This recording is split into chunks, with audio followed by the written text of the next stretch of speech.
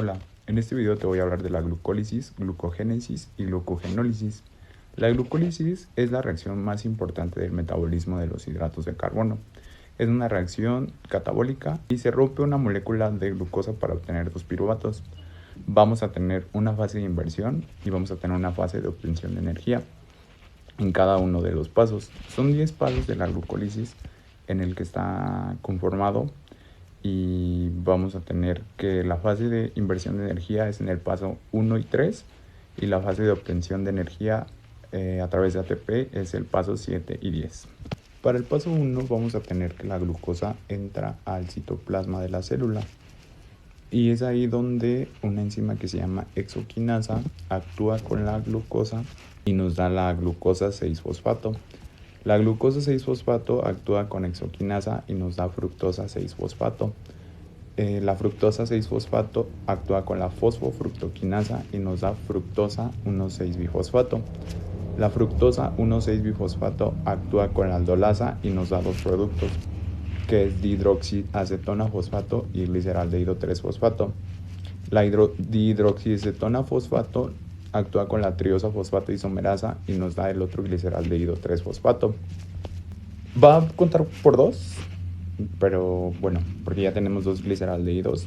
Entonces el gliceraldehído 3-fosfato va a actuar con la G3P deshidrogenasa y nos va a dar 1,3-bifosfoglicerato.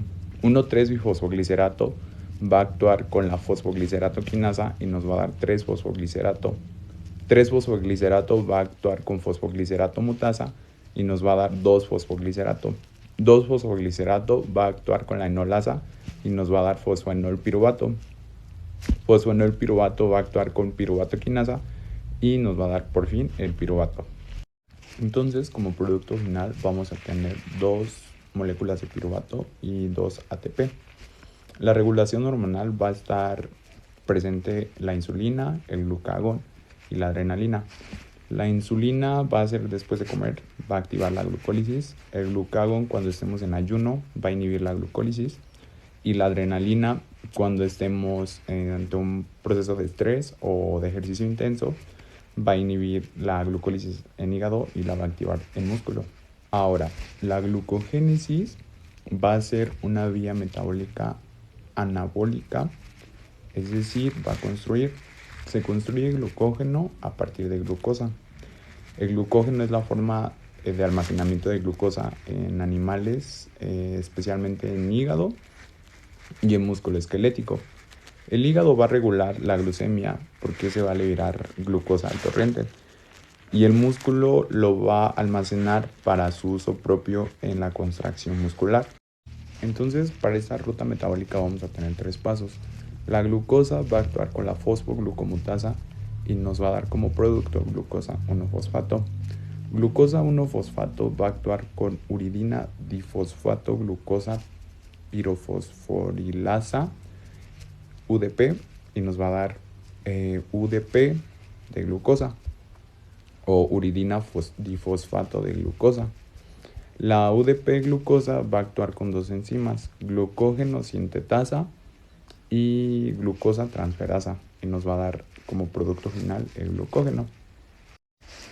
Ahora, la glucogenólisis va a ser la destrucción de glucógeno para la obtención de energía. Se va a obtener como glucosa 1-fosfato y glucosa 6-fosfato.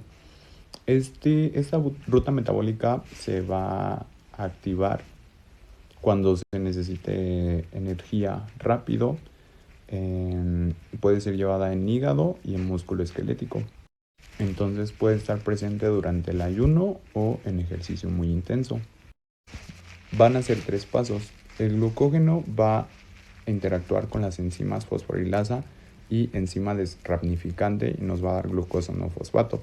Glucosa 1-fosfato va a actuar con la fosfoglucomutasa y nos va a dar glucosa 6-fosfato.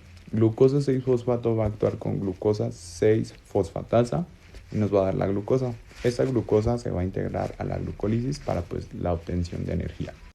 La gluconeogénesis empieza en el piruvato y de ahí es más la enzima piruvatoquinasa da fosfoenolpiruvato, que de ahí pasan 6 pasos y es una reacción reversible.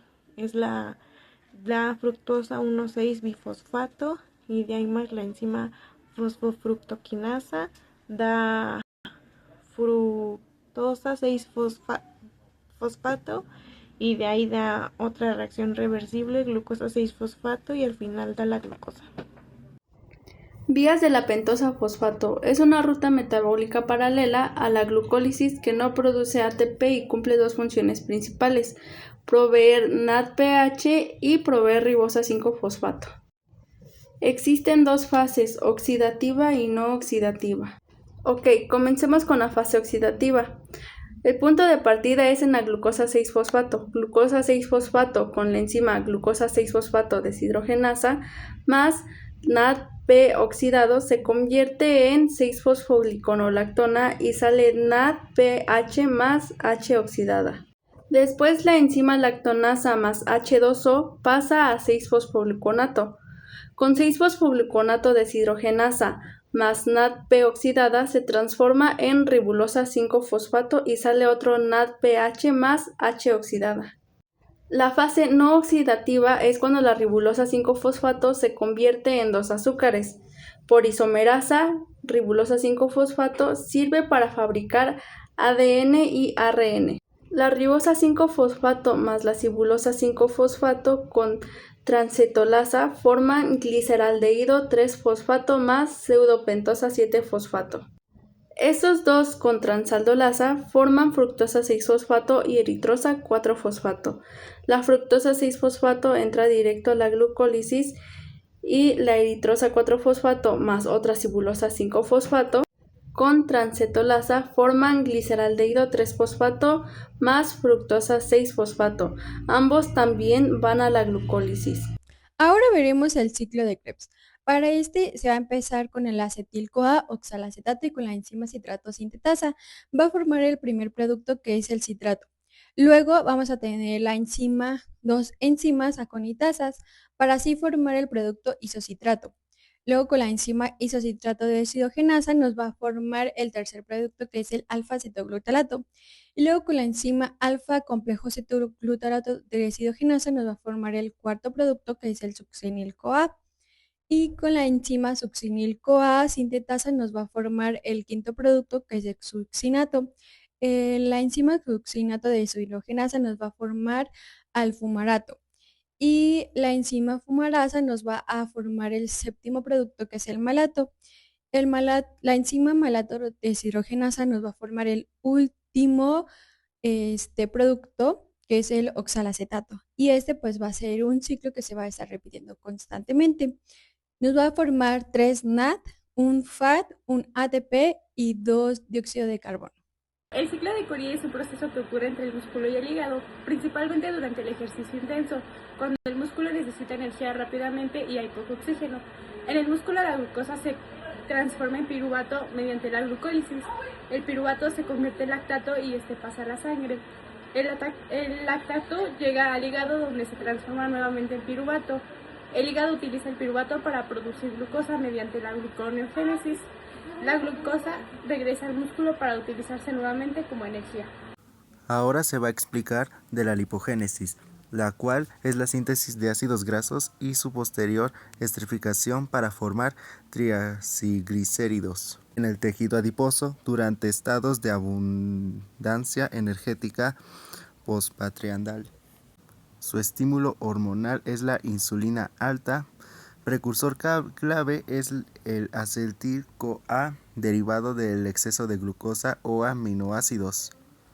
Paso limitante: carboxilación de acetil-CoA a manolir-CoA mediante la enzima acetil-CoA carboxilasa. Las fases del proceso son lanzadera de citrato, síntesis de novo y al final estrificación. En la beta-oxidación, primero empieza la acil-CoA, después llega la enzima acil-CoA deshidrogenasa y se convierte en trans-enoil-CoA y de ahí llega la enzima enoil-CoA hidratasa que se convierte en beta-hidroxiacil-CoA y de ahí llega la enzima beta-hidroxiacil-CoA deshidrogenasa que se convierte en beta-cetoacil-CoA y de ahí vuelve a llegar otra enzima que es la betoacil-CoA tiolasa, se convierte en acetil-CoA más acil-CoA es lo que ingresa al ciclo de Krebs. Ahora se hablará de la lipólisis, la cual es la hidrólisis enzimática de los triglicéridos almacenados en los adipocitos para liberar ácidos grasos libres y glicerol hacia el torrente sanguíneo. Se activa en estados de ayuno, ejercicio o estrés metabólico. El estímulo hormonal es el glucagón, adrenalina y noradrenalina. El lugar celular es citosol y superficie de la gota lipídica del adipócito. El destino de los productos en ácidos grasos viajan unidos a albúmina hacia tejidos periféricos, que es el músculo y el corazón. En el glicerol viaja al hígado como sustrato glucogenogénico. Biosíntesis de los triglicéridos. ¿Cómo se fabrican los triglicéridos en nuestro cuerpo? Para esto vamos a conformarlos de 4 pasos. El primero vamos a formar el glicerol 3-fosfato con la ayuda de gliceroquinasa. El segundo se va a unir el ácido graso para nacer así el ácido fosfatilídico con la enzima glicerol 3-fosfato aciltransferasa. El tercero se va a quitar el fosfato para así quedarse únicamente el diaglicerol con la enzima fosfatílico fosfatasa. Y el último paso se va a unir el ácido graso triglicérido. Listo. En resumen, va a ser el glicerol, el ácido fosfatílico, diaglicerol y los triglicéridos. Hola, les voy a hablar del colesterol y su metabolismo. El colesterol es un compuesto de tipo esteroidal que no se disuelve en agua. Se produce principalmente en el hígado y también puede sintetizarse en las células del intestino. Aunque muchas veces se relaciona con algo negativo, el colesterol es necesario para el organismo, ya que forma parte de las membranas celulares y ayuda a regular su fluidez. Además sirve como precursor para producir sustancias importantes como las hormonas esteroideas, las sales biliares y la vitamina D. La formación del colesterol ocurre en 4 etapas principales. Primero, a partir del acetil-CoA se forma el mevalonato. Después el mevalonato se transforma en unas unidades llamadas isoprenoides, principalmente IPPD y DAP. En la tercera etapa, estas unidades se unen y forman una molécula más grande llamada escualeno. Finalmente, el escualeno se transforma primero en lanosterol y después en colesterol. De manera sencilla podemos recordar el proceso así: acetil-CoA y de acetil-CoA a mevalonato, de mevalonato a IPP y DAP, de IPP y DAP a escualeno y de escualeno a lanosterol y para terminar de lanosterol a colesterol. El organismo no puede degradar completamente el colesterol hasta dióxido de carbono y agua, en cambio puede utilizarlo para formar otras sustancias importantes. En conclusión, el colesterol es una molécula fundamental para el organismo. No solamente forma parte de las moléculas, sino que también sirve como materia prima para producir sales biliares, vitamina D y hormonas esteroideas. Cetogénesis. La beta-oxidación de los ácidos grasos produce 2 moléculas de acetil-CoA. Es el sustrato para hacer cuerpos cetónicos. 2-acetil-CoA se une con la ayuda de la enzima tiolasa. Se libera CoA y se forma acetoacetil-CoA. Acetoacetil-CoA más la enzima HMG-CoA sintetasa libera CoA y se forma 3-hidroxi-3-metilglutaril-CoA.